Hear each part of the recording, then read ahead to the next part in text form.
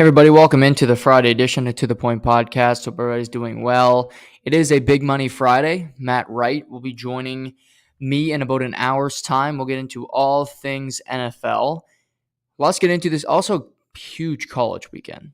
Big college weekend on the schedule when it comes to seedings, the matchups. So I got a new fun game for the show that I'm going to get into with Matt Wright today. We'll touch on that. We'll do that game. We'll do we'll do our lines for the week as we do every week, and lots more NFL storylines as well. But also today, there's a lot. I didn't do a show yesterday. I lost power Wednesday night. Just got back, went for a steam and a cold plunge, and I get back. And I walk in the door, power's out. I had to scramble. I got to watch sports late. I had to work, obviously, yesterday, so I didn't get to absorb everything. I'm going to touch on the Leaf game from Wednesday night, touch on that today. They obviously got the Bruins Saturday night. That's a tough matchup. We'll touch on that game. But I also got a lot of different opinions on the good, the bad to start the season. And I have a team in the National Hockey League that actually should make a coaching change. And it's not the Toronto Maple Leafs. I have a team, and this is a team, we'll get to it, that I believe can win a Stanley Cup. But I think a coaching change is needed, and of course, the replacement is Barry Trotz. We'll get to the NHL. A lot to get into with that. Before we get there, I have to start in Brooklyn with Kyrie Irving. So, news of the day, it was last night, was that the Brooklyn Nets have suspended Kyrie Irving no less, in quotation marks, than 5 games for his stance, for his rhetoric, and his overall anti-Semitic behavior over the last 4 to 5 days. And really, probably his whole life. This is after multiple times where Kyrie Irving met the media, did not apologize for his anti-Semitic behavior, and the organization felt like they had to do something after saying they didn't agree with his stance, and after the organization and Kyrie Irving donated money to Jewish causes as a publicity stunt. In 2022, our world is a cancel culture world. I don't like what our world's become when it comes to this. Colin Kaepernick was blackballed, and he was hated, and he's been shunned. I hated that stance. I'll still disagree with it. People that get accused of sexual assault without proper findings are canceled, are put aside. The new world is you are guilty until proven innocent, where that's not how I viewed society. My worldview is a simple one.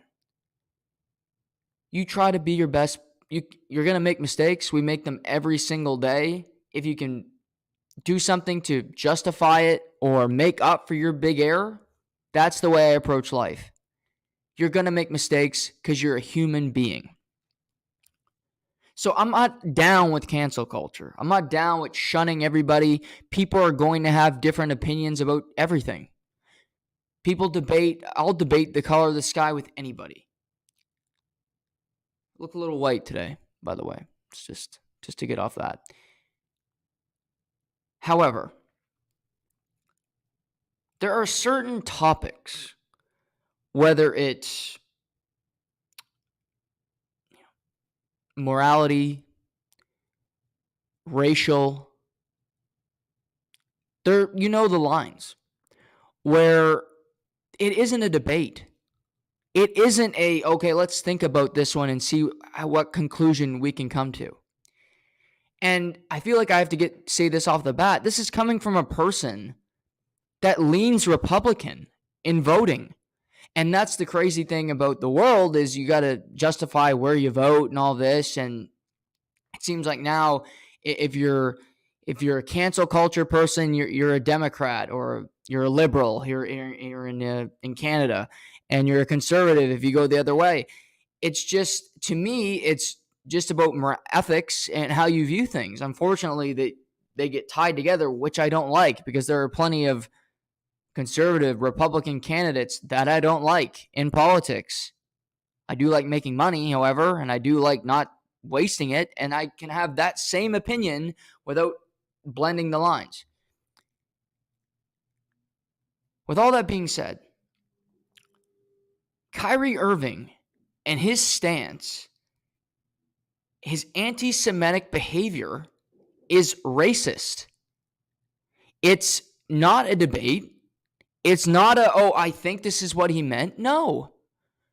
A person who regrets an action, when you said something racist, if a white person used the N-word, which they probably didn't regret saying, but at least they had the decency to make up a fake apology, they at least owned up to their mistake. It was racist, but they apologized for it. To me, any person that uses the N-word, that attacks another race, that attacks people because they are different than you, and that's the nature of your bias, that's a racist act that I'll never stand with you on. You cannot come to me and say, let's sit down and talk. No. I'm not having that discussion, because it's racist in principle, in action, in matter. Kyrie Irving is a clown. He thinks the earth is flat.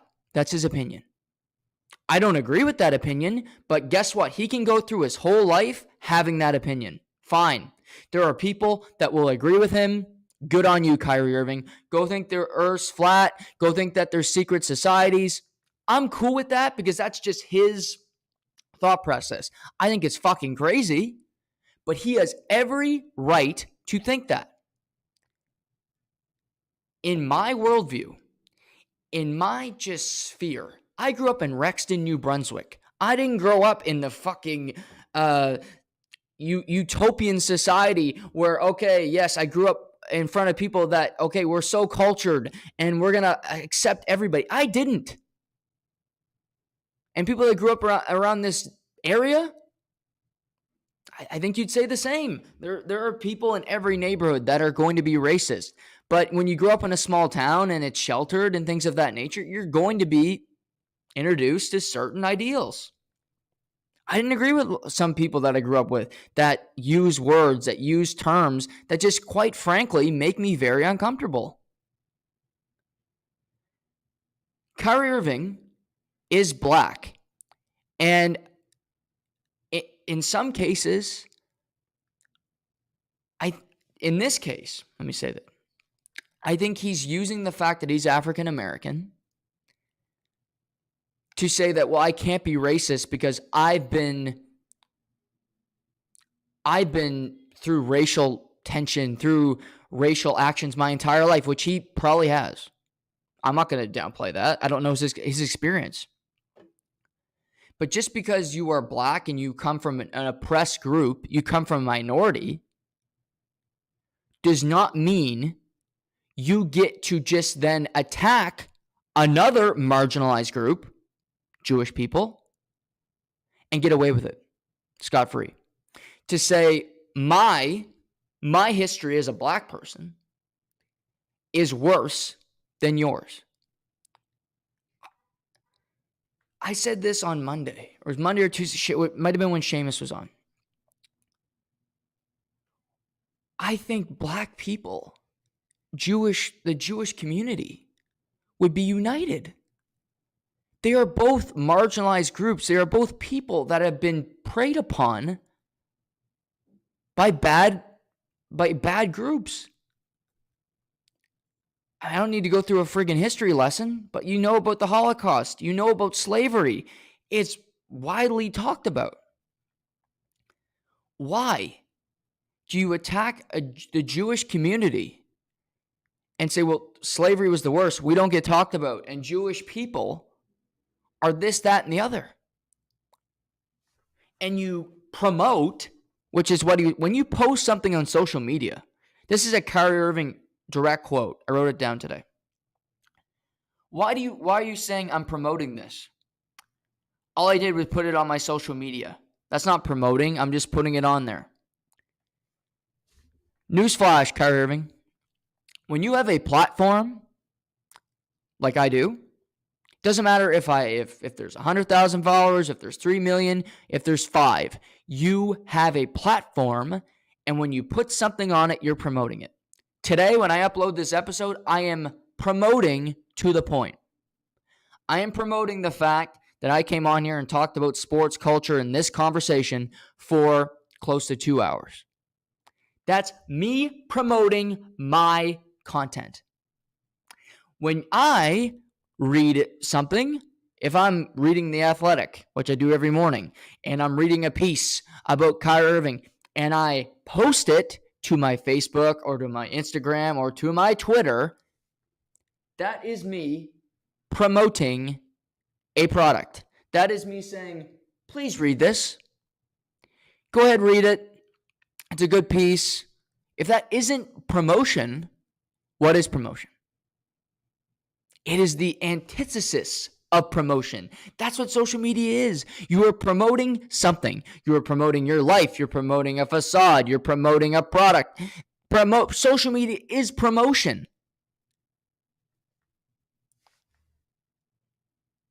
In the olden days, you didn't have any way to promote anything. You know how Hitler, Kyrie Irving, promoted? He went in front of thousands, millions of people and spewed propaganda about the Jewish community and about how Germans were being oppressed after World War I, which in some cases that was true, but the way he attacked the Jewish community, he was spewing propaganda. He was promoting hate speech. Now, Kyrie Irving's no Hitler, because not that many people are buying into his shtick. Although there are some, which is appalling.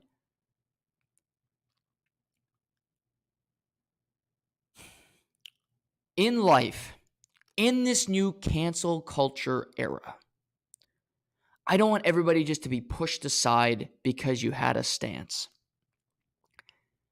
Now, there are cases where you should. O.J. Simpson, Ray Rice. To me, Michael Vick still should be. But again, Michael Vick is back in the game, and good for him. I love animals more than I love human beings, so that offends me more than most things. But if you do something that is on the line, I think you can come back from it. I think you can, but if you sexually assaulted, no, you're done. You're done with that. Kyrie Irving, to me, is right on the line. He is not sincere whatsoever. He apologized last night after he was suspended. In my experience in life, people that apologize after they get punishment, they're not sorry. They're apologizing because they're worried about what's coming next. When you have a friend and they do something to you and it hurts you, if they are quick to apologize, they're probably a good friend. If you have a friend that does something terrible to you, and then you tell your other friends, and then their other friends start to turn on the bad friend, and then he comes to you apologizing, it's not a good friend.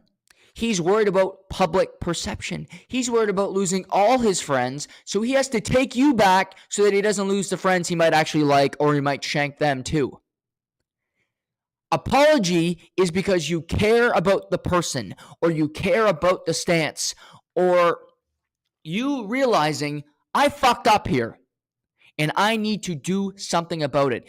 Kyrie Irving had 3 press conferences to apologize for his anti-Semitic behavior. He did not do it. 3 opportunities. 3. As this finger is failing me. 3.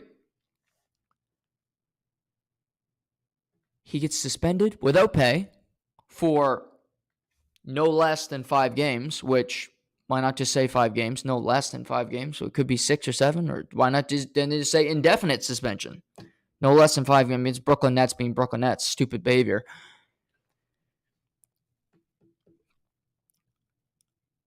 He is not worth the aggravation. He's a pain in the ass. He thinks he's smarter than everybody else. He's an enigma that is impossible to deal with. If I ran the Brooklyn Nets, if I was the owner, Joe Tsai, Sean Marks, Ime Udoka, they hire him as their next head coach, Kyrie Irving is no longer on my team. He's in the final year of his contract, and I send his ass home. Because this isn't just, okay, he's an anti-Semite, which has been proven. This is also because he wouldn't get vaccinated for his teammates last year, which you could say that's not a big deal. But again, you're playing a team sport. That was the rule. He didn't want to do it. Okay? He also, when there wasn't a vaccine, just didn't play. They found him one time on a Zoom of some political party while a game was going on. Sometimes he just isn't in the mood to play basketball. Spectacular talent, one of the best ball handlers in the history of the NBA. No doubt about it. Special talent. But eventually, sometimes you're just such a pain in the ass. The Brooklyn Nets aren't winning. They're 2-6 on the season. They've never made a conference final since Kyrie Irving and Kevin Durant joined forces.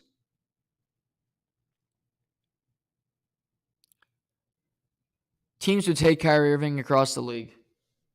As crazy as that sounds. The Lakers would likely take him. I think there'd be more than one team that would take Kyrie Irving. I would shop him because I don't want him on my team. I don't want him around. He's a cancer.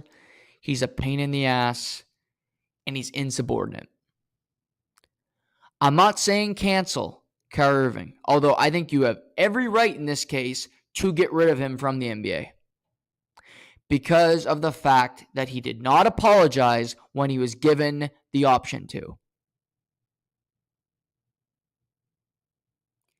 You shouldn't just cancel people to cancel them because you feel like you need to feel like you have agency and you have some power in your life. However, in this case, if I'm Brooklyn, if I'm Kevin Durant, I don't want this clown around me anymore. He's ruining my reputation. I'm not viewed as good of a player as I was anymore.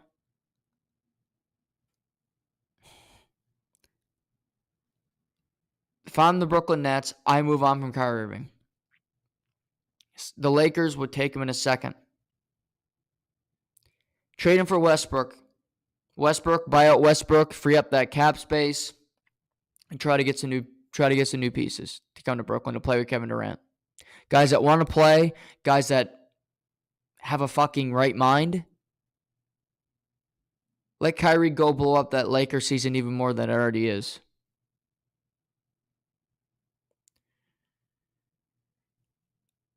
It was a lame, it was a fake, it was a fraud apology. Apologies are sincere, and in my view, when somebody apologizes, they don't say, I apologize. They say, I'm sorry.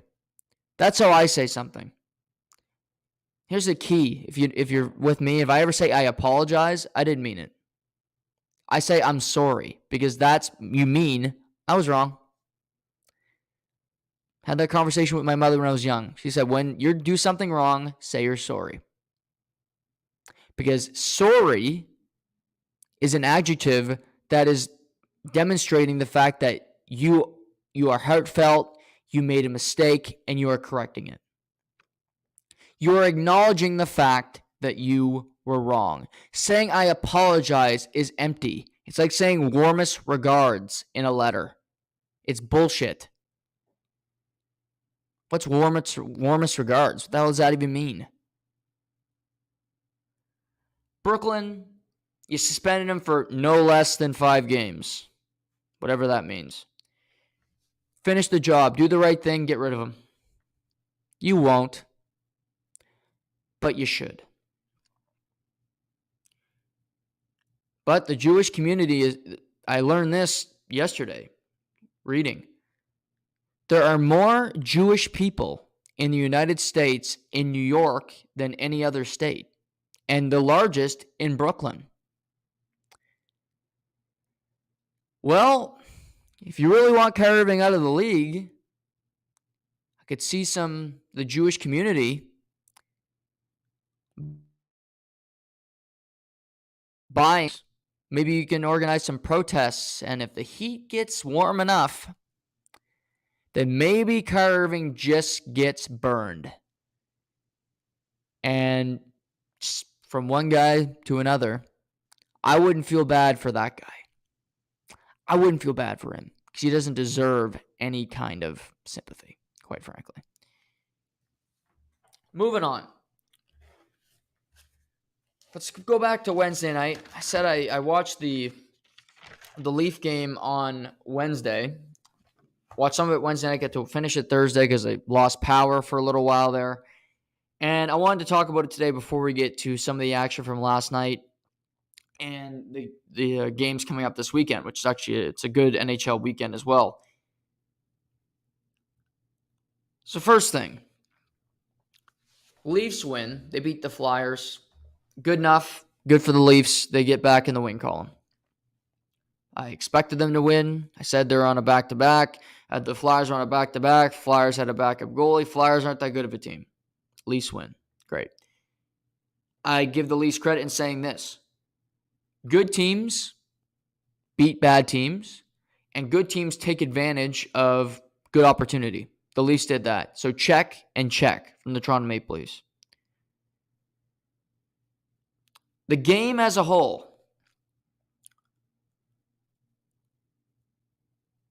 it was a choppy game because there were so many penalties.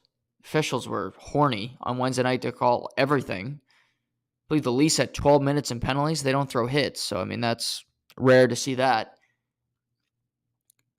Austin Matthews still doesn't look 100% to me. He scored a power play goal, which is fine. I was happy to see him get to the middle of the ice. That's good. When you're not scoring, you don't have a whole lot of confidence. Get to the middle of the ice, and he scores an ugly goal. They all count. Who cares how they go in? I scored plenty of ugly goals growing up, and guess what? I felt just as happy as the guy who went bar down because guess what? It went in the net. But I talked about this Leafs defense and how, every fan's, we got to improve our defense. I hear that all the time. Who are we trading for? Well, and I can only say this so many times for teams. And maybe I'll have to coach just to bring this into existence. But wingers, center icemen, why don't you care about your own zone? Why don't you care about defensive responsibilities? Joel Farabee scored the opening goal of the game for the Flyers. You might remember this goal. The Leafs top line was hemmed inside their own zone. What else is new? And Farabee's at the top of the circle. Austin Matthews is late on his defensive responsibility. And Farabee, beautiful shot, beats Samsonov high glove. 1-0 Flyers. This was a great shot. Now you could argue should have made the save. I think it's a better shot. But whose fault was this? This is Austin Matthews' defensive responsibility. And he wasn't there. He was lazy. He was dogging it like that line has been doing it all year. He's lollygagging into the zone, and he just lets it happen. Get your ass in the best defensive responsibility. It can't be a bitch fest about we got Liljegren, or we don't even got yet. We got Sandin, who's a disaster, who seems to be pinned in his zone every shift. Hall, we hate Justin Hall, and we hate Riley, and Giordano's fucking 48 years old, and our defense stinks. How about your forwards? Give a shit. Play some defense. Help out your own zone. When you know you have a liability, how about you make up for it? How about you clog some holes? You got a sinking ship? Clog them. You'll live a little longer. This happened to Marner the other night. 2 turnovers, bad back check. Matthews, late on that. Defensive responsibility. Be in the right position. You weren't. Get in it. John Tavares. Hell of a game for him. And quite frankly, I'm not that surprised because he's been very good this season. He hasn't been the issue. He's been better than Matthews and Marner this year. John Tavares. They played 11 games. He's been better. He's been the least most consistent player. Him or Bill Nylander, for sure, up front. Honestly, the best skater on the Leafs probably has been Morgan Riley. Credit to him. Not the biggest fan, but he's played really well this year. But he's scoring goals. He's being in good positions.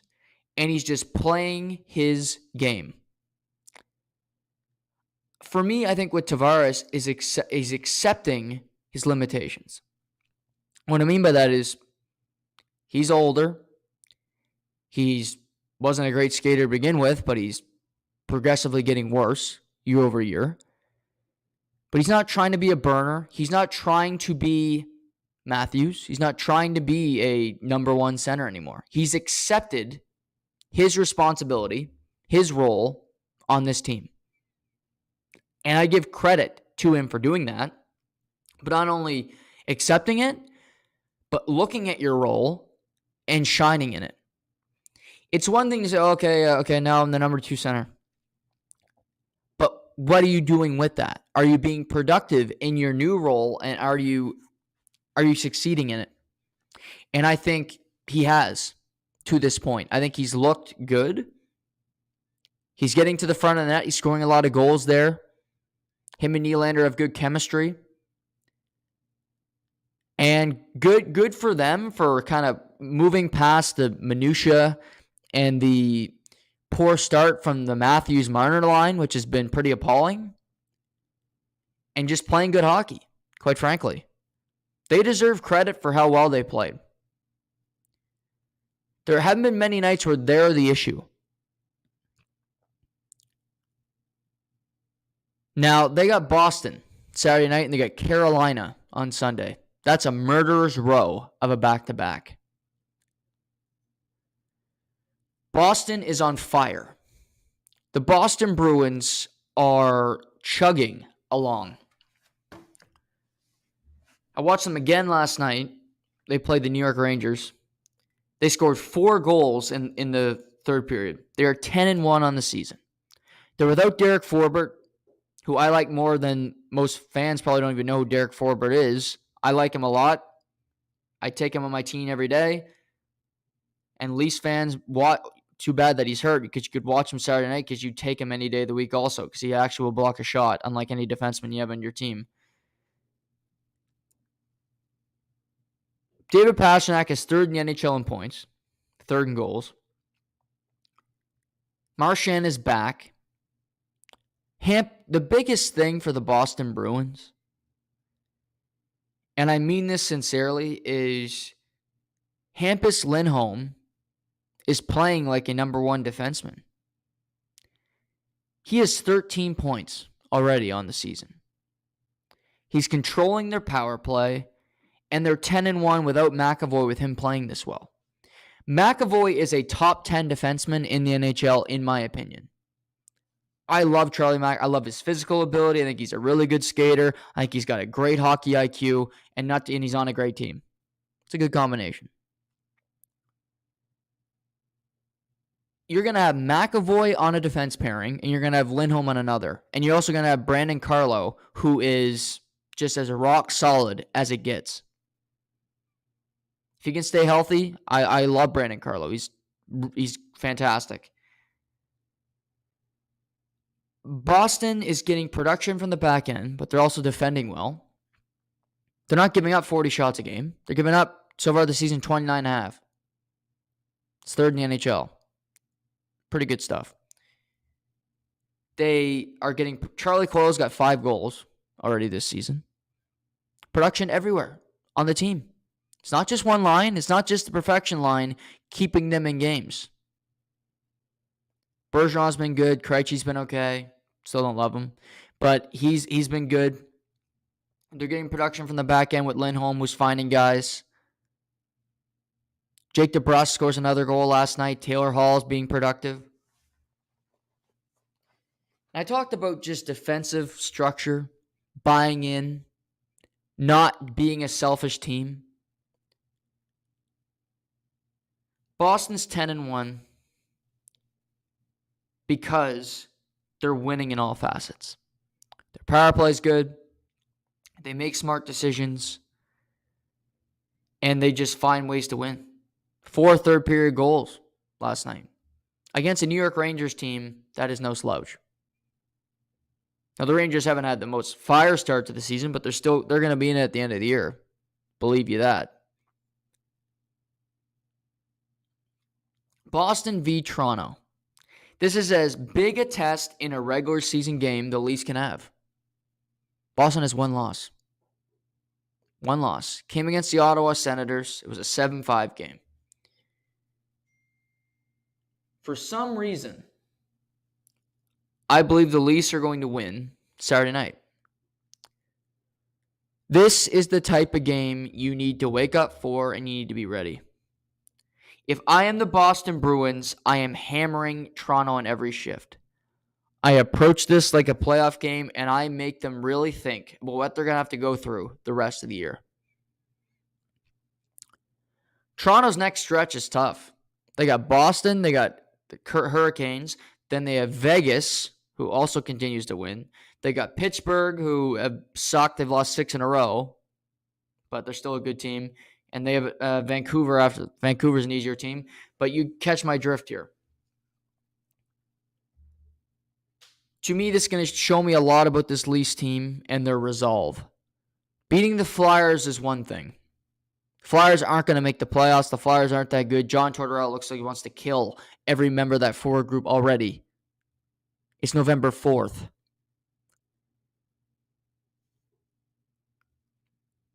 But this is a team, Toronto, that you are going to be chasing for the foreseeable future. You are going to be in the rearview mirror of the Boston Bruins. Losing to this team in regulation is a bigger deal than one might think. Because Boston has 20 points. They have 10 wins.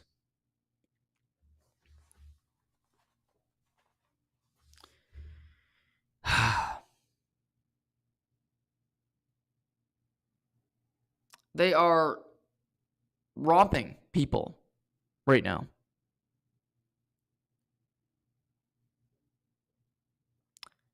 If I'm the Leafs, I approach tomorrow night and I come out, and this is a measuring stick game where you have to prove it to your opponent.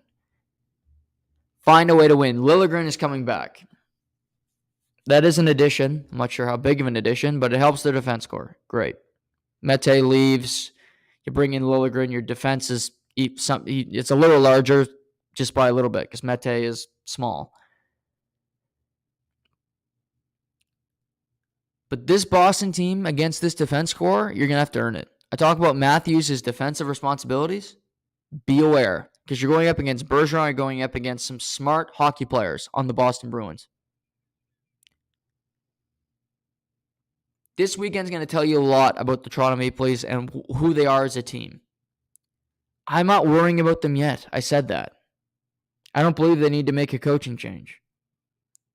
Now, if they lose both games this weekend in regulation, they might. They might.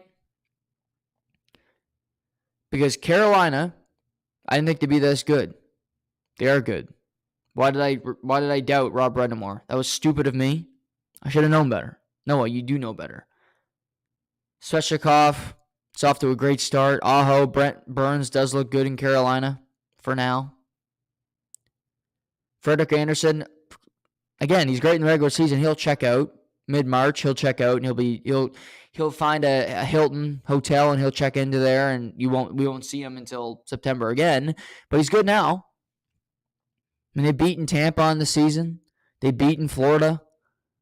They've beaten the Islanders. They've gone out west. They've won games. Carolina knows what they're doing. And you get them on a back-to-back. You have to travel to Carolina for that game. 2 measuring stick performances for this team. These games are important. These points are important. If I'm Toronto, I start Ilya Samsonov in both games. Now, I know the analytics people and sports science will say you start Erik Källgren. The Leafs haven't played since Wednesday. They played once since Wednesday. They played one game this week. Back to back, you don't play till Tuesday. You can have an off day on Monday, call up an AHL goalie for practice if you are practicing. Samsonov starts both games. Won't happen, but that's the way I'd approach it.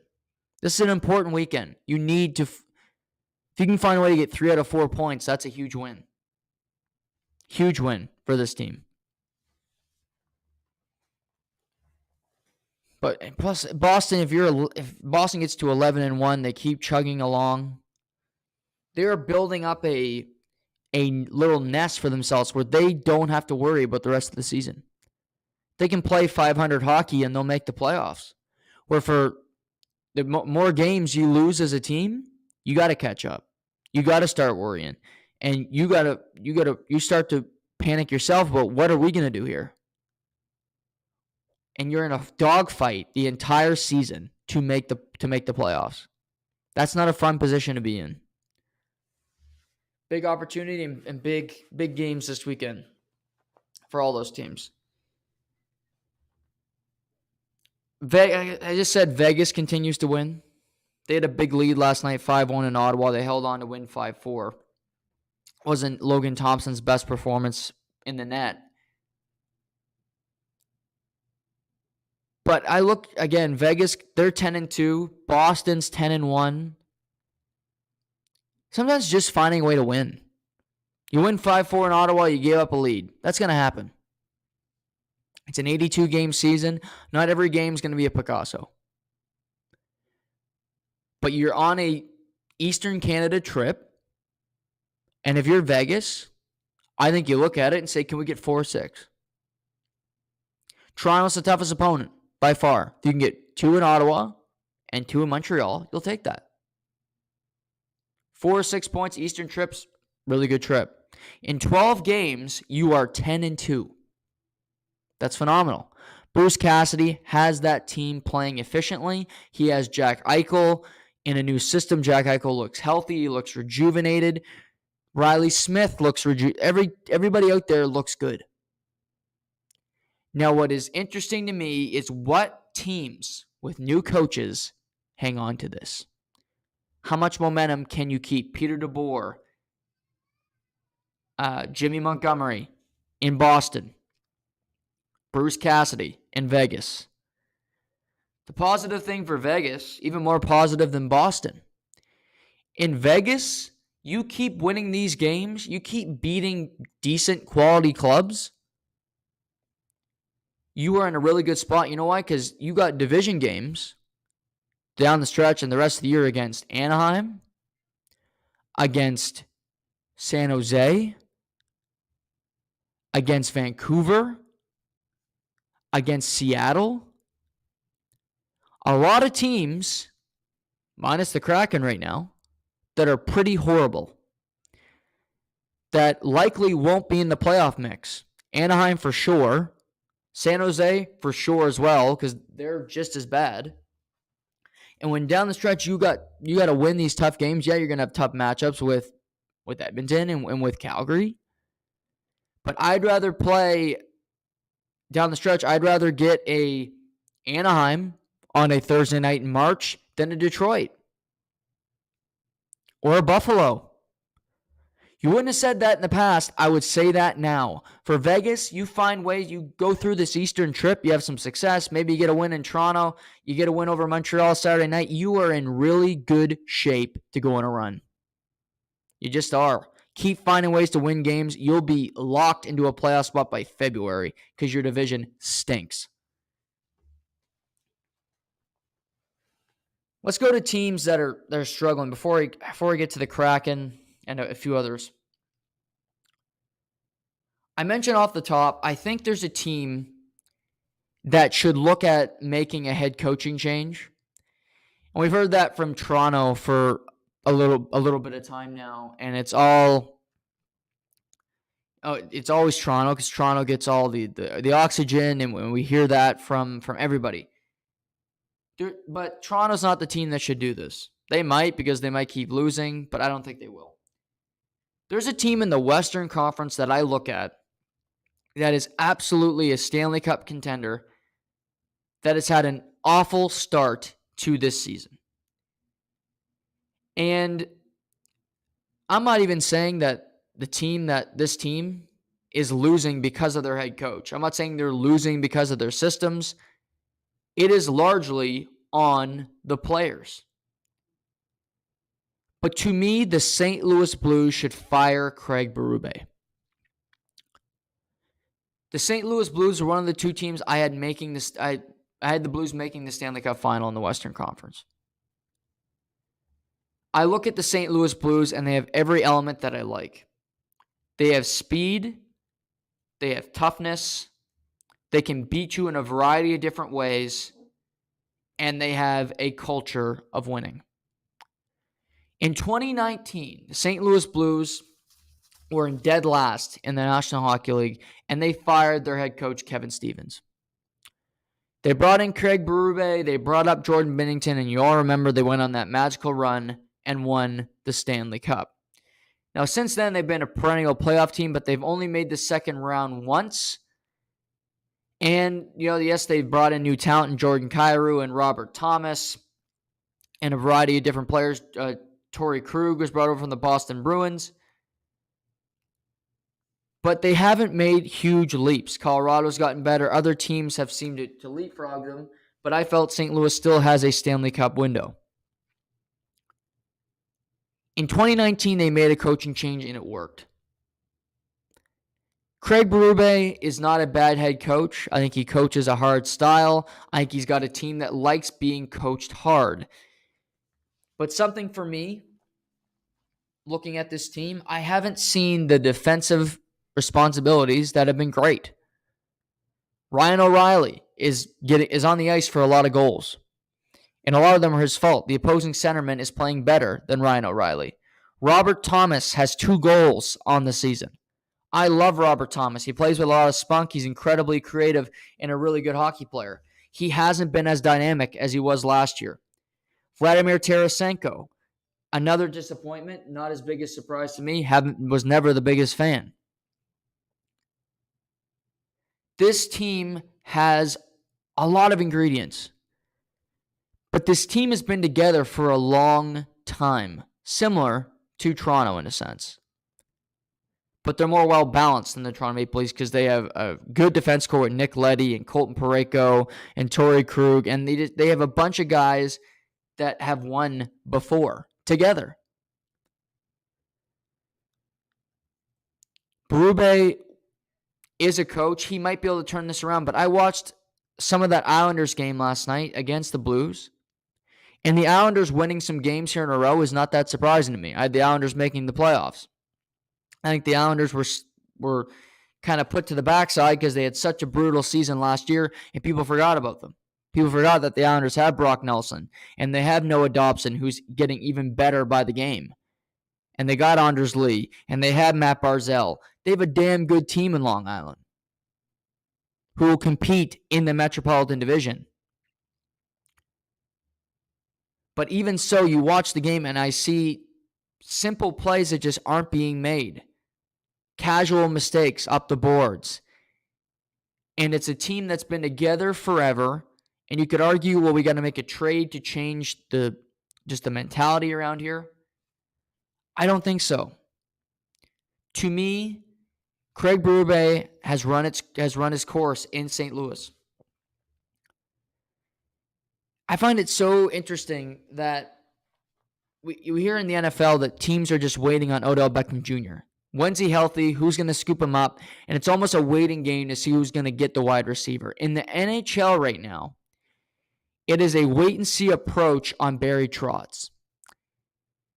In my mind, there are certain teams that are struggling that are kind of trying to justify firing their head coach so that they can bring in Barry Trotz. Barry Trotz is a free agent. He can coach anywhere.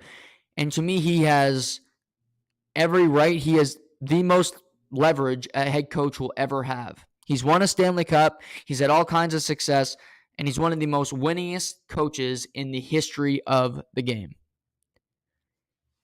If I'm Barry Trotz, the St. Louis job is extremely attractive to me. They got all the ingredients. To me, when he went to Washington, he obviously had Ovechkin, who was the shiny piece, and you have John Carlson, who's similar to Parayko, let's say, and you had Braden Holtby, who hadn't won anything yet, was a good goalie, Jordan Binnington. But to me, the big reason, the buy-in person that he needed from Washington was Nick Backstrom, because Nick Backstrom was the silent leader of that team. Nick Backstrom was the guy that just said, okay, we're going to play this new defensive structure.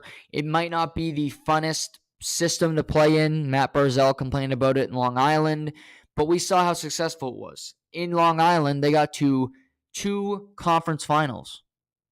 They had a lot of success. They were a goal away in a Game 7 of beating the Tampa Bay Lightning and going to the Stanley Cup final just 2 years ago. This roster in St. Louis was better than any roster he had in Long Island. And Nick Backstrom is Ryan O'Reilly.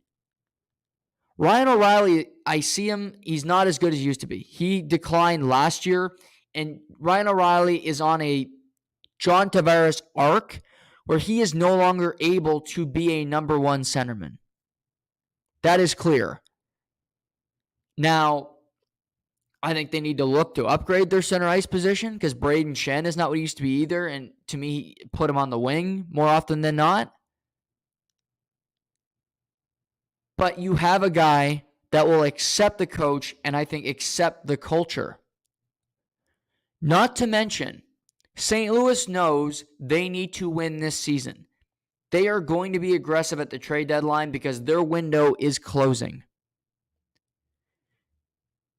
Barry Trotz will take a multiple-year deal. Maybe he won't. Maybe he just wants to come in, get a good check, and then see what's available to him after the season. Be creative. Teams aren't creative anymore. Maybe he just wants a big check, then he says, you know what, maybe I'll come back to St. Louis, maybe I won't. Why not? If I'm St. Louis, I fire Craig Berube and I bring in Barry Trotz to be my head coach before another team does. And yes, Barry Trotz has commented on wanting to coach an original 6 team. Okay, that's fine. If you do want to coach the Toronto Maple Leafs, which I still don't buy, wait till the Leafs lose in the playoffs, go join them at the start of next season, and you go from there. They'll clean house. They'll move on. You can go coach the Toronto Maple Leafs. You can get that dream job if that's your dream job. Maybe you can coach the Jets. Maybe they'll find a Rick Bowness. A Rick Bowness will retire after 1 year. You can go coach your hometown team. And you coach St. Louis this year, and you see if you can win a cup. I mentioned St. Louis needs a center upgrade. Got a couple names. Bo Horvat. He's on a bad team in Vancouver. Yes, I think he's having a great start to the season. He's got 10 goals already. He's 3rd in the National Hockey League. Is he going to keep this pace up? I think he could score 30, 35 goals this year. And I'd be concerned about it because he's on a contract year and all of that jazz. But if he's great this year, when you need him to be great this year, you can let him walk to another team. That's okay. Nazem Kadri left Colorado, and yes, you had him for more than 1 year, but he had an 86-point season. He was great in the playoffs. He left. That's pro sports. Bo Horvat could come in. Another solution, St. Louis. This might be underreported because the Chicago Blackhawks aren't that good of a team, although they've had a decent start to the season, which I'm sure they're just despondent in Chicago that they're winning games. But I did say they'd win games because their 2 great star players are too good for them to be horrible. Jonathan Toews has 7 goals on the season, including an overtime winner last night against the Los Angeles Kings. He is playing inspired, really productive hockey. He looks healthy. He looks happy. He might not be Jonathan Toews when he was the best player in the world in the early 2010s, but he is getting back to form. The Minnesota Vikings and the Detroit Lions just made a trade in division. I think the Blackhawks would deal Taves to St. Louis if they felt that it was the best trade, that they're getting the most in return. Taves has won. He knows how to win. Taves and Kane will both be dealt. I think Taves would go to St. Louis if he felt he had a chance to win, which I think he would, on a veteran team full of guys that have done it before. It's one thing to go to a team that says, well, I think this team can win. Have they won? You go to Colorado, you know that. You go to St. Louis, you can say that. St. Louis is just, they're not playing well. Binnington hasn't played that well. I think he'll turn it around. I trust him. Ryan O'Reilly can't be playing 23 to 24 minutes a night. He's just not that player anymore. But something you can do is bring in a new center and consider making a coaching change. I would do it. Trotz's system is not for everybody, but I think it's for a team that feels they can win.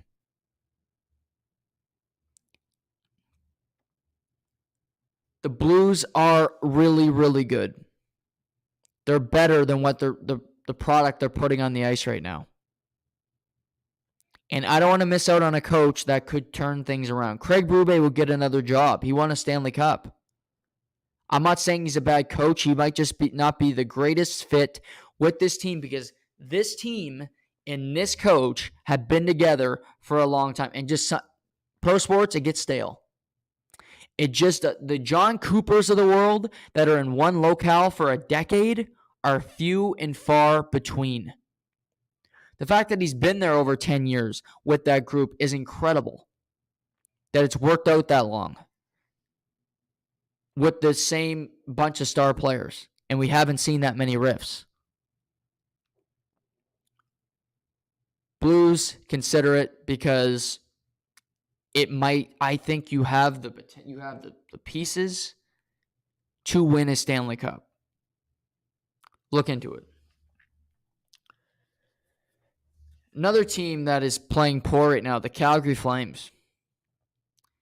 And the Calgary Flames lost to the Nashville Predators last night. They were never in the game. The Nashville Predators have been horrible since coming back from Europe. The Nashville Predators have been horrible since coming back from Europe. They get to Calgary and they find some success. Couple things. Calgary, slow starters. They don't wake up for games. The first 10 minutes of hockey games, they're not in it. They're somewhere else. They're playing hooky. They're thinking about what they're doing after the game. Are they going to Cowboys? I don't know what the Flames are doing. But in the first 10 minutes of games, they're asleep. It's hard when you have a 60-minute game and you only play 50 of them. And some games are playing 40. But for the first 10 of most games, Calgary's just out there. Just playing around, doing anything, and they're not in the game. Last night, the first period, they weren't in it. They got dominated in the third period. They finally said, let's play. But guess what? By then, the game was over. Start on time. And here's a piece of advice. You got New Jersey Saturday night. You best start on time, because New Jersey's kicking ass right now. My Devils. Said it last year. They're finally arriving. Number 2 for Calgary. Huberdeau. Huberdeau is Mr. Perimeter right now. He's to the outside. He's not getting to the middle of the ice. He's not skating. He doesn't have any intensity. He's just out there for a stroll. Daryl Sutter called him out the other night. He surely didn't answer last night. Huberdeau said in the media, I know I can be a hell of a lot better. Yeah, no shit. It's hard to be worse. He's not assertive. He doesn't look like he wants to be playing. He has no intensity. He's just out there because he has to be out there. An optional skate, Mr. Huberdeau, right now. Kadri's playing hard every night. Dubé. Some of these guys are competing. Huberdeau is not driving a line. He's bringing it down. For Huberdeau's line mates, he's been paired with Lindholm for a while. I would break that up. for a game. I would break it up.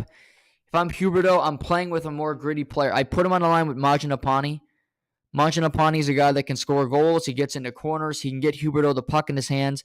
Huberdeau is at his best when he has the puck on his stick. He's being creative. It forces him to use his brain. It forces him to move his legs, move his feet on the ice. So he's not stationary and he's just not lifeless. Dubé or Majanapani, I might even go with the 3. Doesn't sound like an overly skilled line, but at the same time, it's a hard-working line, and both those guys are looking for opportunity. You need a spark right now if you're Daryl Sutter. This guy has no legs, and he's not driving a line. He's bringing it down. Mr. Tkachuk's been pretty good in Florida. I like that trade both sides, but I like Tkachuk more as a player than Huberdeau. Nobody agree with me on that take. Tkachuk's got more points. Chuck's team's got a better record. Chuck's team won last night. He had 3 assists. I don't know. Matthew Tkachuk, he can only do it with Gaudreau. Spare me. Calgary goaltending. Markstrom. I thought he only played bad against the Oilers, but he's played bad this week also. Last night, he gives a goal up to Jankowski with 30 seconds left in the period. It's just such a deflator. 31 seconds left in the period, and it's just a deflating goal that it sinks your spirits going into the next period after you just had a shit period. If you survive the bad period without giving up a goal, you can say, okay, scratch it. We played like crap for 20 minutes. Let's go own them for 40. It was just a snowball effect. It seems currently that Jacob Markstrom is allowing an ugly goal per night. If you didn't watch the game Saturday night against the Oilers, he let in a goal from the corner to McDavid that was appalling. Pee Wee Rec goalies make that save. Last night, a goal on the ice to Jankowski. You got to make that save. Markstrom is one of the best goalies in the world. Just like Huberdeau is one of the best goalies in the world. They're not playing like it right now.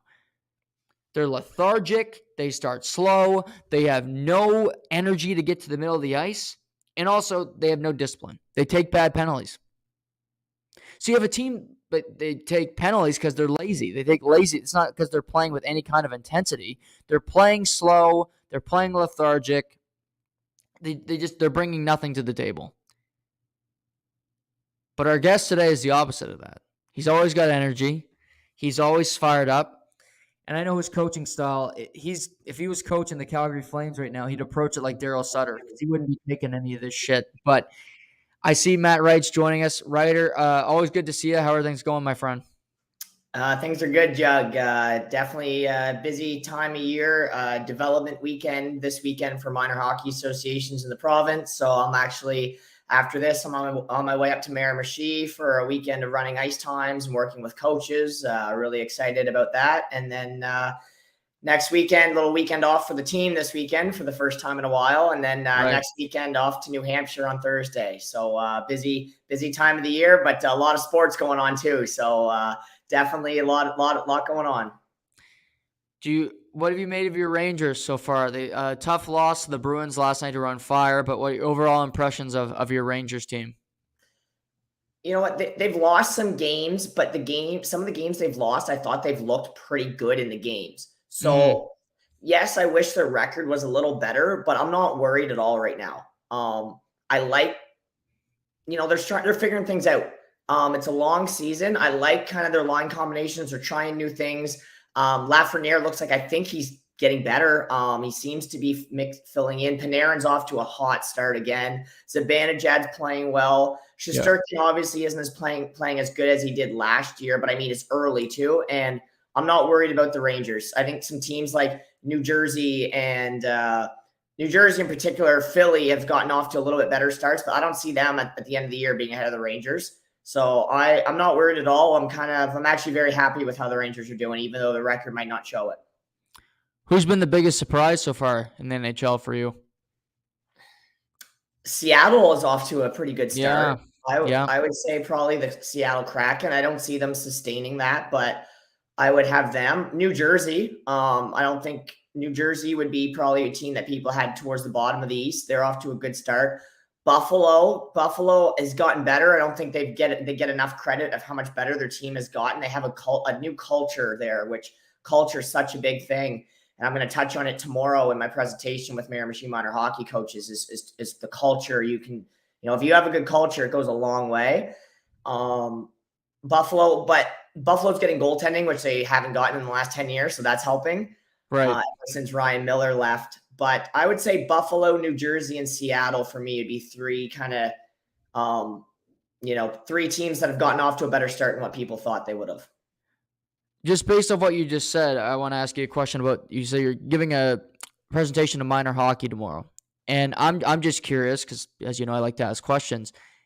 How do you find it difficult to give a presentation, or do you find the response to your presentations are taken well just because of how young you are in this space, and you might be presenting to 40 to 50-year-old men? Do you find that at all challenging?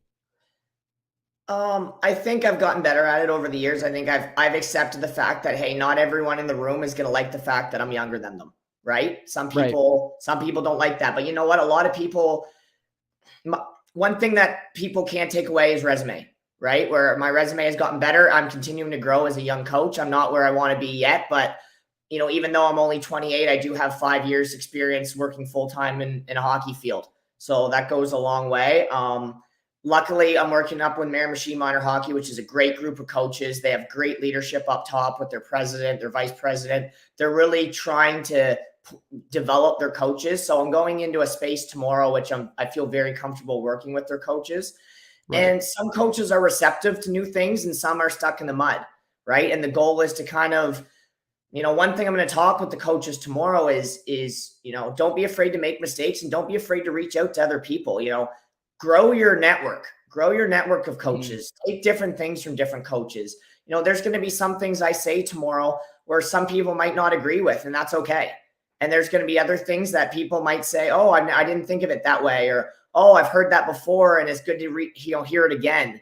So it's just growing. It's just building, with each other. I'm sure I'm going to learn stuff tomorrow just working with these coaches. So it's part of my job I really like doing.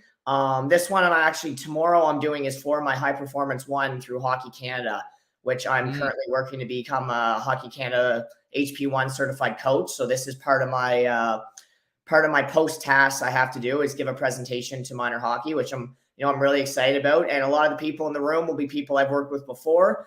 There'll be new people I've never met before. So it should be a fun day.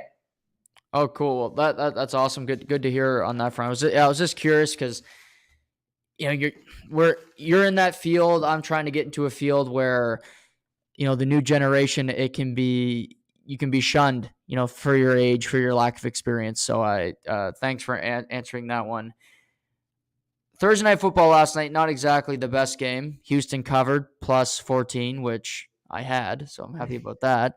But overall, the trade deadline, an active day. 10 trades, which is the most in NFL history.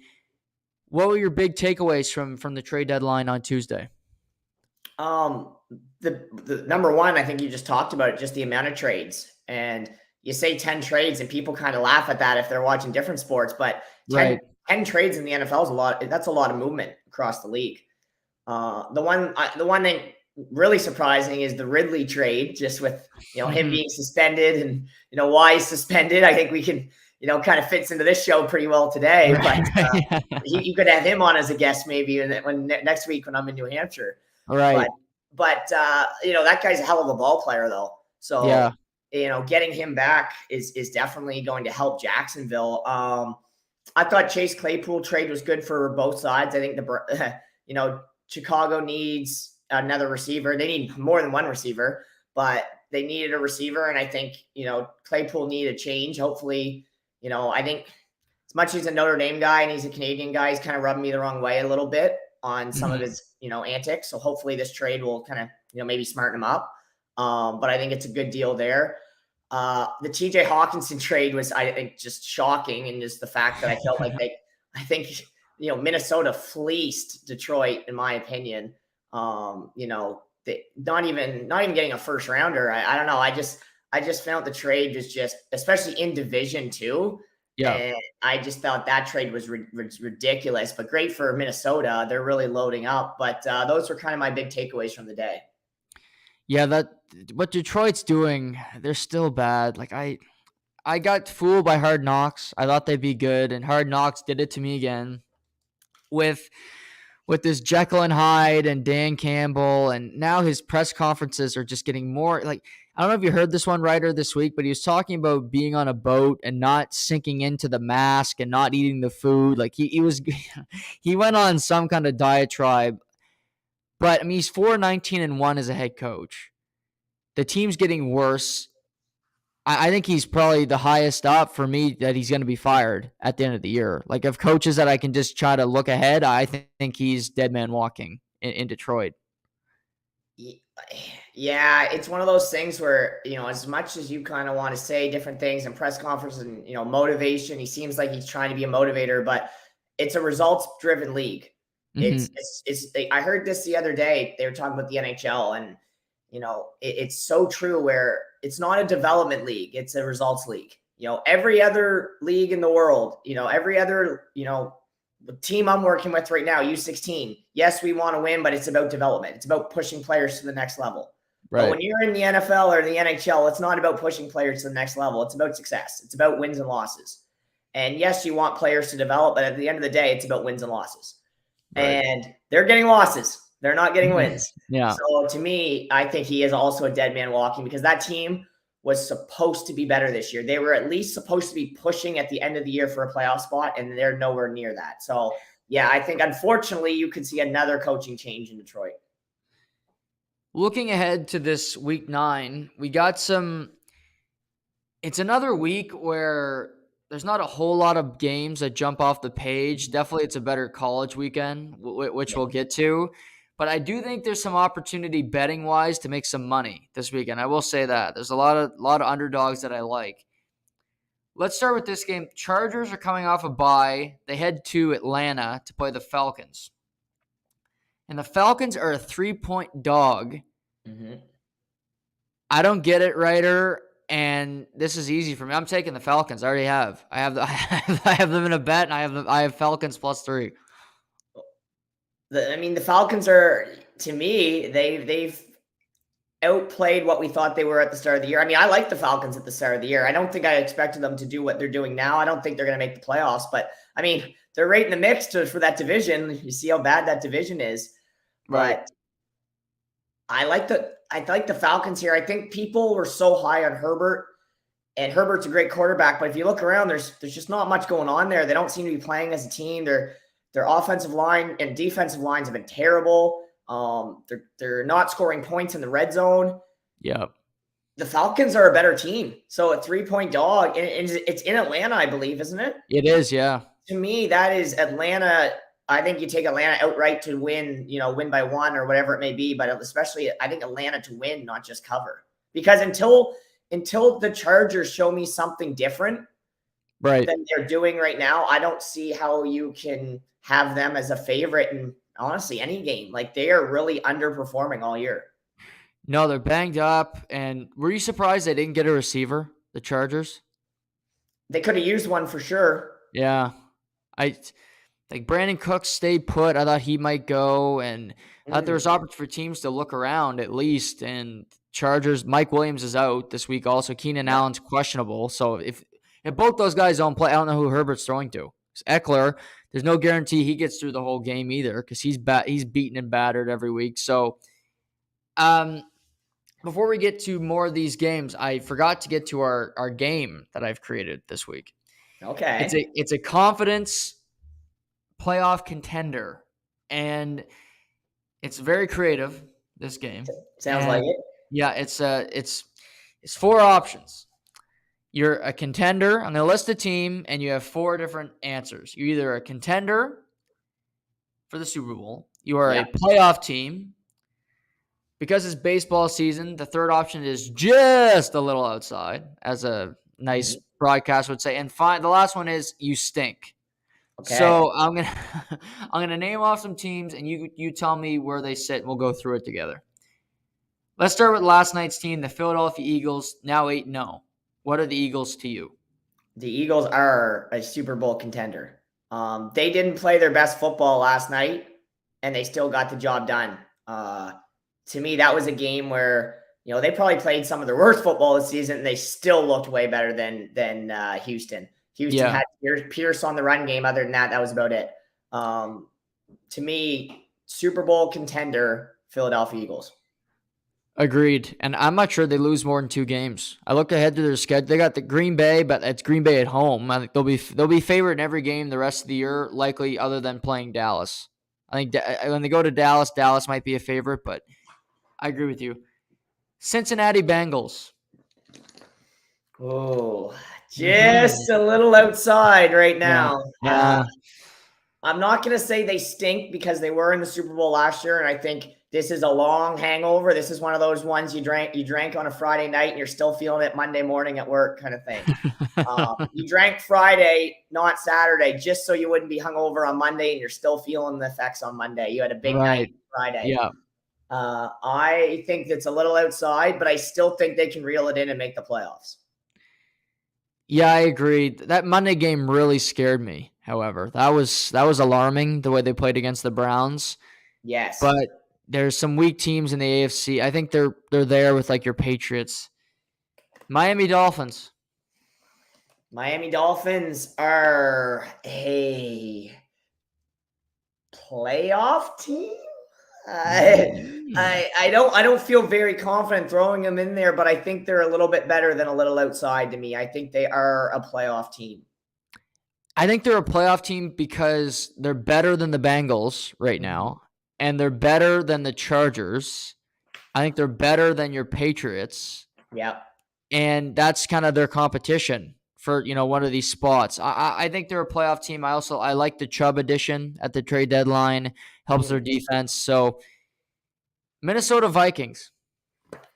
Super Bowl contender, in my opinion, with the addition of Hawkinson. Kirk Cousins, man, you know what? Give the guy, he takes a lot of abuse, but you know what? Hey, he's getting the job done this year. I think they're well coached. I think they play both sides of the ball. I still am a little hesitant on their defense sometimes, but to me, they are a Super Bowl contender, especially looking around to see to me, some teams, it's not what they're doing, it's what everyone else is doing. And there's a lot of you stink, I think, going to be coming up here soon. So I'm going to have them at Super Bowl contender. I'm there with you because I think they're the third best team in the NFC right now. I have the Cowboys slightly ahead of them, but I think they are a good team. And I think any given Sunday they can beat somebody. If every playoff game started at 1 o'clock in the afternoon, the Vikings would win because that's when Kirk Cousins does his best work. If it's a primetime football game in the playoff, I'm a little concerned. I'm a little concerned with Kirk Cousins. I think you just hit the nail right on the head with that analogy right there. Yeah, but if it's 1 o'clock start, I feel great about Kirk. Los Angeles Rams. Just a little outside and leaning towards the you stink. That's where I'm going. I am between the little outside and you stink. I can't put them at you stink just because I am going to give them the benefit of the doubt that because they won the Super Bowl last year, but they do not look like a Super Bowl team at all. I don't have them as a playoff team. I have them as a little bit outside. They have no one to throw the ball to. Cooper, they throw to Kupp and it's coming, and Kupp's still having an awesome season, but their defense is giving up points. They have no secondary options. It's one of those things where it's looking like Green Bay and Adams, where it was like you just knew the ball was going to Adams and no one else was trusted. That's kind of the feeling I get with LA right now. Yeah, I got LA as you stink. I just, like you said, they have no other options. They're beat up. Stafford's decision-making.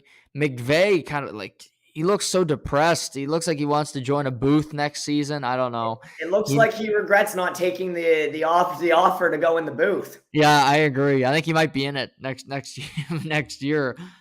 Washington football team.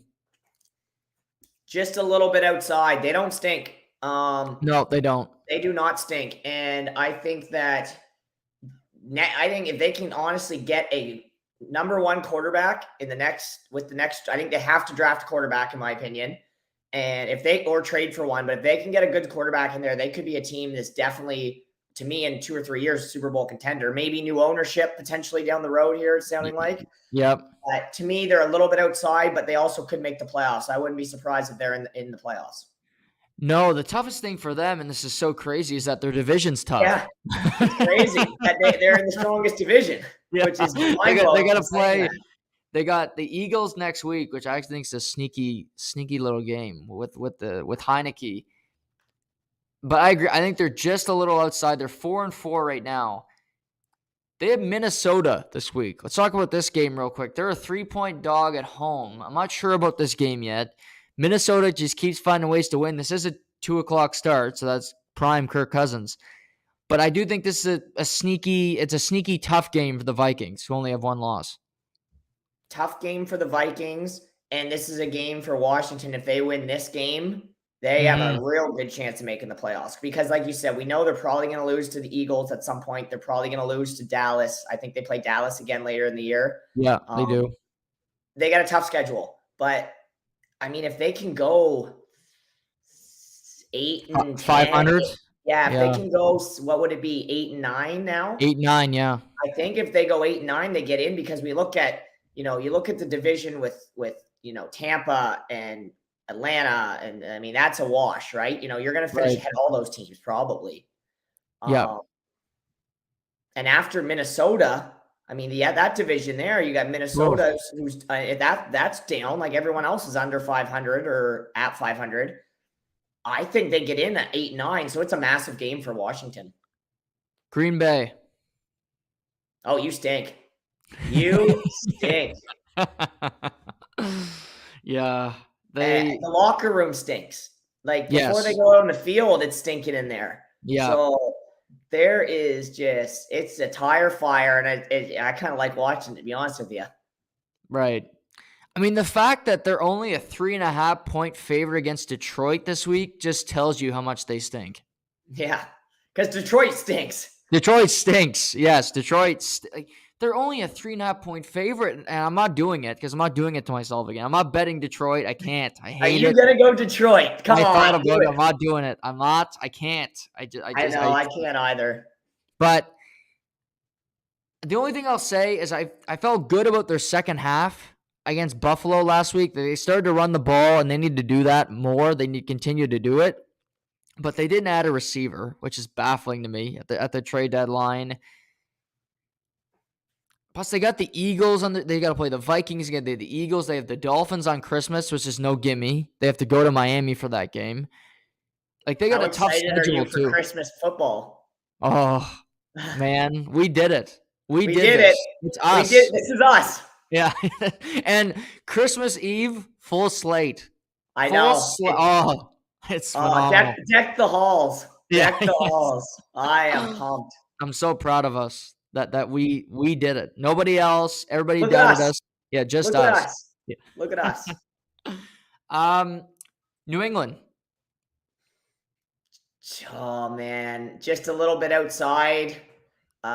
They've won games they shouldn't. They've lost games they should have won. So right. They're a week-to-week team. Some weeks they look great. Other weeks they look terrible. Right. Where they're standing, I think they're just a little bit outside because they're still in the playoff hunt. How do you feel about them? I don't have them as a playoff team. I don't. How do you feel about them this week, -5 against Indy? I think that number's right on the number. Yeah. I think they're better than Indy. But are you tempted to take your Texas quarterback?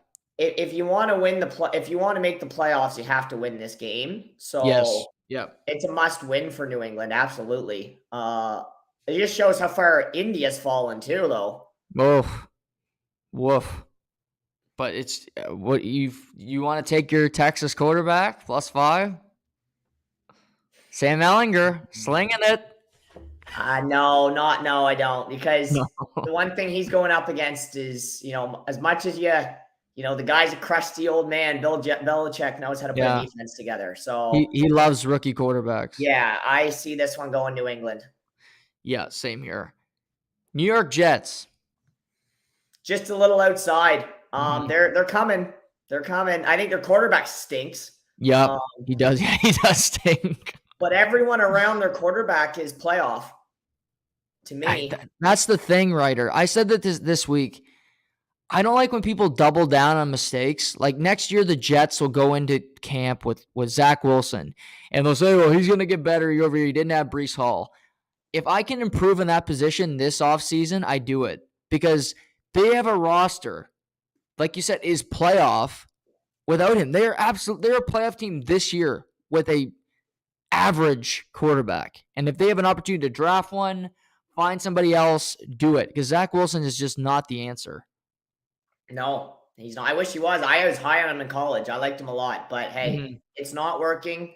And like I said earlier, at the end of the day, it is a results-driven league. But hey, they're winning games, so obviously keep them around. But they need a quarterback. Like it's obvious that they need a quarterback, a different one other than Zach Wilson.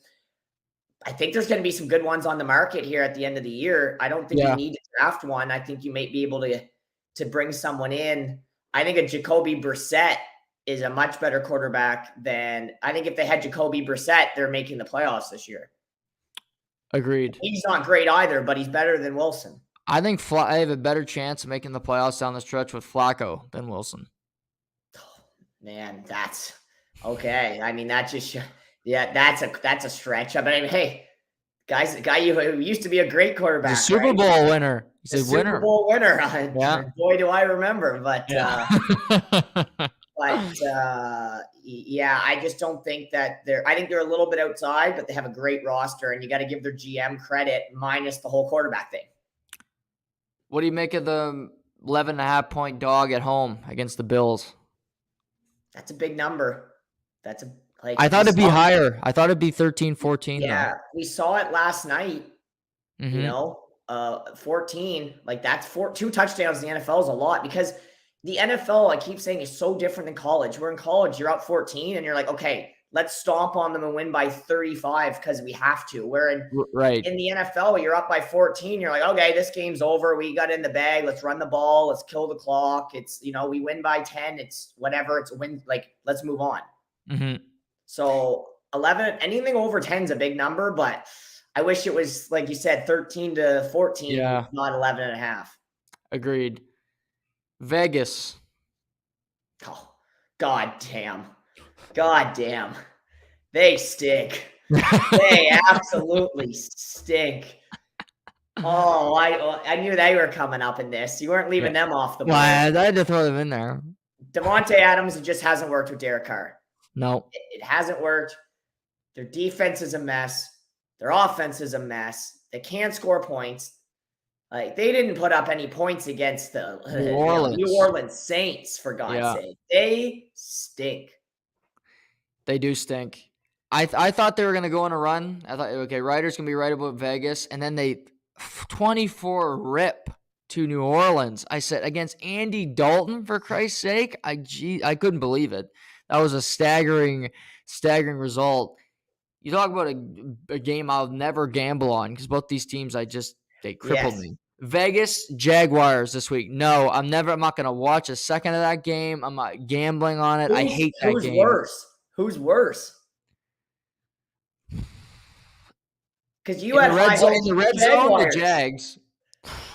You had high hopes for the Jags. I always have hopes for Vegas, and I know it's so upsetting. I wish both teams were better.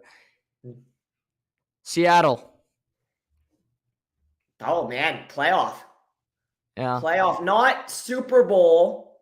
No, but playoff right now. I mean, comeback player of the year, Geno Smith. Like, Geno Smith is a Pro Bowler. Yep. They are winning football games. What a big FU to Russell Wilson that Seattle's doing. Yep. I mean, I know I know Denver won the other day down, in the early game. Wasn't pretty again, barely won that one. I mean, Seattle, tip of your cap to that team. 100%. And like you said, they got Arizona this week. You win that game, you're 6-3. You go 500 down the stretch in the NFC, you're making the playoffs. Oh, 100%. you go less than 500, you're probably making the playoffs if you're 6-3.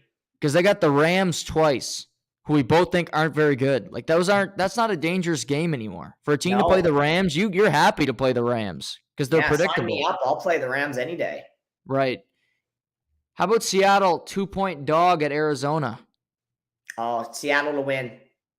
Me too. I got Seattle to win. I might Yeah. even take Seattle more than 3. I might not just take them outright. I might take them to win by more than 3. Right. Arizona will find a way to lose that game. They'll put up 5 points in the first half somehow, and that'll be like that's it. But yeah, Arizona, they don't stink, but they're not good either. They're more than a little outside. Like they are a ball. It is a full-on ball. Like you're not even looking saying that could be a strike. No, it's a ball. Right. Yeah, it's way out there. Yeah. Harry Carey would be able to tell that, drunk. Tennessee Titans. Playoff, but leaning towards a little outside. Right. That's where I have them, just because I don't think they're that good. But I think you look at the rest of the league this year, and it's like everyone else is just a little bit worse. So they look a little bit better because a lot of other teams just look a little bit worse. And their division is horrible. I have them playoffs, but I also have them leaning towards a little bit outside because I don't really think they're a Super Bowl contender. They've won 5 in a row, yet they are a 12.5-point dog at Kansas City this week. That tells you everything you need to know right there. Yeah. And Derrick Henry's played well over the last couple of weeks, but that it's got to be starting to break down, man. He's had so many carries on that body, and he had over 200 rushing yards last week, and I'm happy for him, but yeah, Tennessee, I'm with you. They're a playoff team because of circumstance, not just because they're a good team, because I don't think they are. Baltimore. Playoff team? Question mark? I think it's another thing. They're Jekyll and Hyde, man. They look good some weeks. They look terrible some weeks. If they can figure out their defense, they're a Super Bowl contender, I think, and I think they're better than Cincinnati. I think they win their division. Yeah, would be me too. my guess. Get a home playoff game. So I have them playoffs. I don't quite have them towards Super Bowl contender. But if they can get their defense figured out, they are, in my opinion, Super Bowl contender. Agreed. Like Roquan Smith coming in helps. They got tough news yesterday in Rashad Bateman. He's out for the year. He's got surgery. Duvernay they still have Andrews, and I like Likely a lot, the tight end out of Coastal Carolina, one of our favorite locales. Love it. Yeah, but yeah, I think they're real close to being they're right on the cusp of Super Bowl contender for me, just because I love Lamar so much and I like their coaching and everything that goes along with it. But yeah, they're right there. Cleveland Browns. Just a little outside, but trending in the right direction. Right. Jacoby Brissett is going to be a starting quarterback in the NFL next season somewhere. I think so too. Someone will give him a chance. Another placeholder team before they get their quarterback. To me, I mean, Deshaun Watson's coming back soon. Yep, but 3 weeks. Who knows what he's going to be? We have no idea. We have no idea what he's going to be. I am very high on Cleveland potentially sliding into that last wild card spot. I'm starting to lean that way too, because I think they have Miami, and then I forget their second game. I read it this week. And then they return against Houston, of course, and that's where Deshaun will make his triumphant return.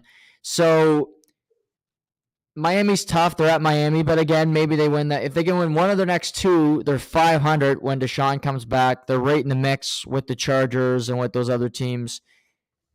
But yeah, both these conferences are really botched up. Like we don't know where it's going. And the last one I forgot to ask you, the Bucks. Just a little outside, trending towards you stink. They are not. Man, they are not you stink just because their division stinks. But they might still be you stink, but I think I got to put them a little bit outside just because of the division. So they could go from you stink to playoffs and skip the little bit outside just because of the division. Yeah, this went from marquee game of the year, I'm sure Fox was thinking but when they're playing their schedule, to this game is not that interesting whatsoever. Rams at Bucks this week, 5:25. Like both teams stink.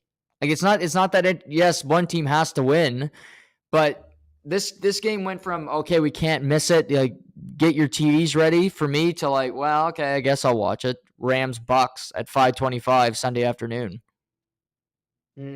Yeah, no, you'd think it'd be a bigger matchup, but you'll be circling at the start of the year, and now it's kind of the opposite. If you had to only watch one game this weekend, what game would you pick? You know what? That's a great question, Jug.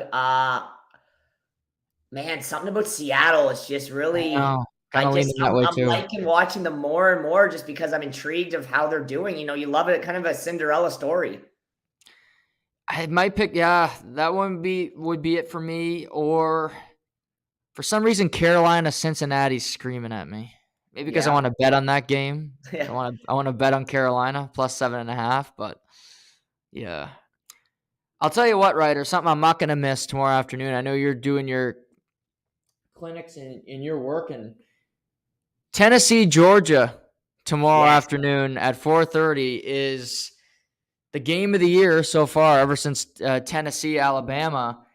And this is shaping up to be a great one. Number 1 and number 2 ranked teams in the country. What do you make of this game tomorrow? I think for Tennessee, must win. Agreed. For Georgia, 50-50 on if it's a winner. Because we both know that the first team to fall out of the top 4 will be Tennessee if they have one loss. Right. So it's an absolute must win for Tennessee.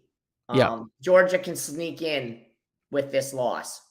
But if they lose this game, Georgia probably matches up with Alabama in the SEC championship. So if they lost that one, then they're out with 2. Yeah. But game of the year, I sucks I'm missing it. Work comes first. But this is one I even may, because I'm working right up till 8:00 at night tomorrow night, and then I'm driving home. Right. I may not check scores until I get home, and I may just watch that game before I go to bed. I would. The only thing stopping me is Notre Dame's got a big one against Clemson at 8:30. So I'm going to try and rush home to get the second half of that game. But that's another big game too. But to me, I would love to see Tennessee win this game. It's time for someone else to be in this mix. That's not Georgia, Clemson, Ohio State, Alabama. Right. Fake Michigan and fake Notre Dame, right? Yeah. Like, to me, this is a team. I want them to win this game. I think Hooker's, if he wins this game, he probably wins MVP. Yep. If you beat Georgia, you beat Alabama, and then if you potentially beat Alabama again, I don't know how you don't win it. Yes, I mean, you've pushed me in that direction, and the more I look at that, the more I love that. Especially if they win this game, I think it's one of those games where Georgia's defense though can really shut teams down. Yep. Their offense, I don't think Georgia's offense is as good as they were last year. But their defense is always good in these big games. So to me, can Tennessee get up early? If Tennessee can score early, then I think that they can potentially run away with this game, which is crazy to say. But if you get in a low scoring game, this is not one you want. To me, Tennessee needs to try and open this thing up. They need a shootout because they'll win it. Yes, I like a shootout for Tennessee. If I'm Georgia, I want a 17-14 win. Georgia's an 8.5-point home favorite. That's crazy. Yeah. To me, that's crazy. I think that number's way too high. I understand that Georgia is the reigning national champion. I understand that they're home. But Tennessee has been the better team this year. Yeah. No, they have been. Remember, Georgia barely escaped a few weeks ago. Yep. Yeah, against A&M. There's another one too that they had a close matchup. Oh, yeah. South Carolina. Yeah.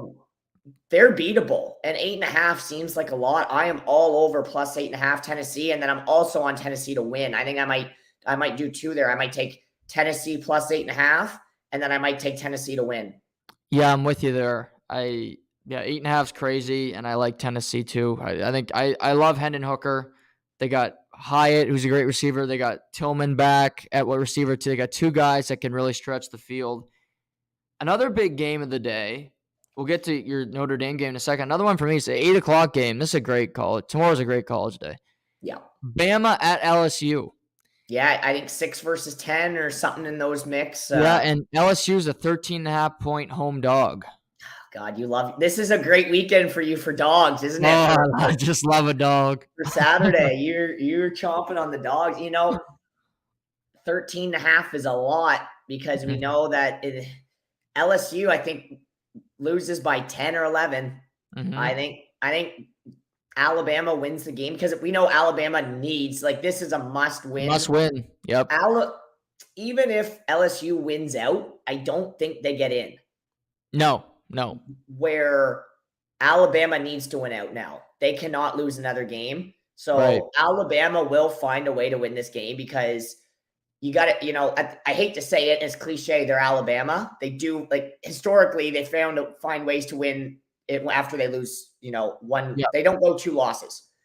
So I would like to see Alabama win this game because I would like to see Georgia versus Alabama SEC championship. Loser goes home. Right. Yeah, I think LSU can cover. Yeah, that's where I'm at with it too. I think LSU can cover. I don't think they can win, but I think they can cover. I think it's a big deal if they cover, like Brian Kelly. If he keeps it, if it's a close game for him, that's a win in a sense. Like with the fans and recruiting, if he's like, hey, I can keep it close with Saban and the SEC. I'm not a doormat even in my first year. That's something positive he can spin down there in the Bayou. How many coaches do you think care about the spread in games? They're not betting on it. I'm not saying that. Right. How many do you think know what the spread is going into a game? 95%. Yeah, I'd say I'd take the over on that. Yeah, so you're probably right. Even if, to me, LSU, obviously, yes, they want to win that game, but if they lose that game by 7 or 8 points, 10 points, that's a win. Yes. That's a win 100%. for that program. Yeah. Yeah, that group can feel good about themselves. And now we get to you mentioned another big game. It's being lopped over because this game is Clemson and Notre Dame. It's in Notre Dame. Notre Dame's a 3.5 point home dog. This is Clemson's first game since they benched DJU, and DJU is getting the start again. How you feeling? I'm feeling great.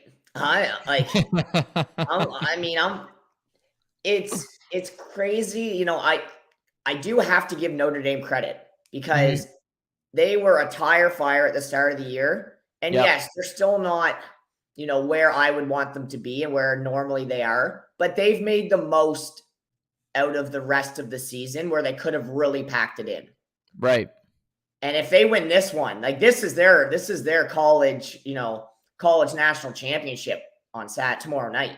Yep. You knock out Clemson because to me, Clemson is the most overrated top 5 or 6 team I have ever seen. I really do believe that. Other than maybe 1 year or 2, you got Michigan in there, or sometimes you'll say Notre Dame. But anyway, going back to what we're talking about, I think Clemson is completely overrated, and they have a quarterback controversy on their hands. Yes. This guy is going in on a short rope on Saturday night. A very short rope. I like Notre Dame plus 3.5. Yeah, I do too. I like Notre Dame to win this game. I think Clemson has been holding on for dear life since week 1. Yeah, they really have. They really have. Because, they played Georgia Tech week 1, and it was ugly. That was an ugly game. They did, and Georgia Tech covered, and they fired their coach 2 weeks later. So that tells you what they thought about that coach. But, you said, how is Clemson 4? It's because of the name. It's because the But coach. I'd even accept Michigan before Clemson. Like that would Yeah. make more sense to me. Yeah, the fact that they're in the playoff if they restart today is mind blowing to me but they are undefeated. Right. So, but if they go one loss, I think you knock them down to like 15. Right. That's how bad I think they are. I think they're I think they're a top 25 team. I don't have them even in close to the top 10 in my No. rankings. So let's say this happens. Tennessee gets a loss, and say there's Georgia who's undefeated, and or Georgia loses a game. Say Georgia loses a game to Alabama, like you said, and so you got Georgia one loss, Alabama one loss. Clemson remains they beat Notre Dame. They remain undefeated the whole year. TCU's undefeated, and Ohio State's undefeated. What about Michigan? You want to throw them in there too? I think they'll lose to Ohio State. Okay. But one loss, Michigan. So we'll throw them in there. Okay. How many does TCU and Clemson, who are both undefeated, both get in, or does a one-loss SEC team get in? TCU doesn't get in. We both know where this is going. I know. I hate it too. We both know where this is going. TCU doesn't get in. Unfortunately, the conversation ends right there. They should get in, but we know if this scenario that you're talking about happens, we both know what team's not getting in, and that's TCU, which is not right. But that's how it's shake down. Yeah, you're probably right. Unfortunately, it would be Georgia and Clemson would probably be fourth, and then the one loss teams would be in the middle of Ohio State, so they play each other again. But yeah, So would Tennessee be out then? Would you have Tennessee out with one loss? Like if Georgia, Alabama, and Tennessee all had one loss. Let's say Georgia, Alabama, Tennessee all have one loss. Clemson's undefeated. TCU's undefeated. Oh, so 3 SEC schools in Ohio State? Well, so that's why I say that TCU is fighting an uphill battle even if they go undefeated.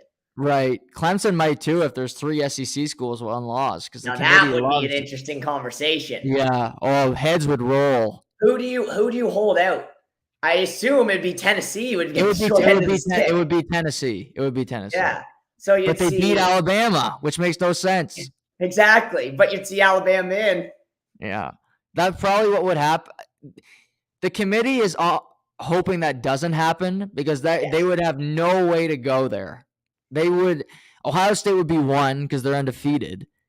But after that, they would just be because the SEC champ would be 2, but after that, it would just be complete chaos because you have Clemson and TCU, and even Michigan with one loss to an undefeated Ohio State is like, hey, we'd like our seat at the table, and I don't know where they go with that.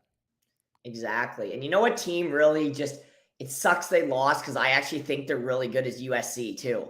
But they're not in that mix that we're talking about, but I think they're really good too. I think their program's good. Oregon's good too, those bastards. I know. It does show that it is time for an extended playoff. Yes. I think it'd be a great year if it was. Yes, absolutely. Absolutely. When does it start next year for sure? I think they're trying to get it set up so it could start next year. It's not 100% yet though, I believe, correct? Yeah, correct. Yeah. Right. So I really hope it starts next year because especially with all the movement in the conferences, and it looks like the Pac-12 actually is really starting to become better. Yep. I just think that there's 6 or 7 really good teams this year. There are, yeah, because you could look at the top 10. There's just a lot of good football teams in there. There's just a lot This is just the complete opposite of the NFL. Right. We're trying to put teams in the playoffs. In the NFL or in the college, we're forcing to have to take someone out. In the NFL, we're I think we could maybe put them in there, but they stink. Yeah. No, you're right. You're dead on the money there. World Series. Does Houston finish it tomorrow night? Oh, don't get me started. I lost $200. Not lost 200. I had a $10 bet. I had Philly to win last night. Philadelphia Eagles to win. I had AJ Brown touchdown. Yeah. Both hit. I had Huso and Nets for Detroit over saves hit. All I needed was the over 7.5. Fucking Ooh. 3-2. 3-2. God damn, 3-2. You know what? Been exciting. I think that the World Series is playing out kind of exactly how people thought it was, where Houston's just a little bit better. Right. Tip of your cap to Verlander, man. That guy, he found a way last night. He settled in. He Yeah. settled in. It looked rocky early, but he settled in. I just don't see Houston losing 2 at home. Me either. Plus, Valdez is so good in the postseason. Yeah, I don't see them losing 2 at home. That's the thing about that 2-3-2 is that road team, man. If you're gonna win, you got to try to win it. Like Philly did awesome to get game one in Houston. In Houston, but they only got 1 of 3 at home. Where you need 2 or 3. Like if you're gonna go into Houston, you need to be up 3-2, not down 3-2. I agree. I think Houston. I can't see them losing 2 in a row. In particular, because I think they'll go Valdez and they'll go Javier in Game 7 if they have to, because then he's been phenomenal in the playoffs as well. But yeah, it's a good weekend for sports. World Series, you got college, you got the NFL, some good hockey games tomorrow as well. And you got your coaching clinic, and then you're going to New Hampshire next week. Whereabouts in New Hampshire are you guys playing? We're in Essex and Hudson, New Hampshire. They're all right around the same spot there. So playing 4 good teams there, and then the weekend after that, we're in Montreal, and then some home games, and then Toronto, and then back at home again. So it's a lot of time on the road, but keep me out of trouble, I guess. So that's a good thing. Countdown to Christmas so you can watch all the sports.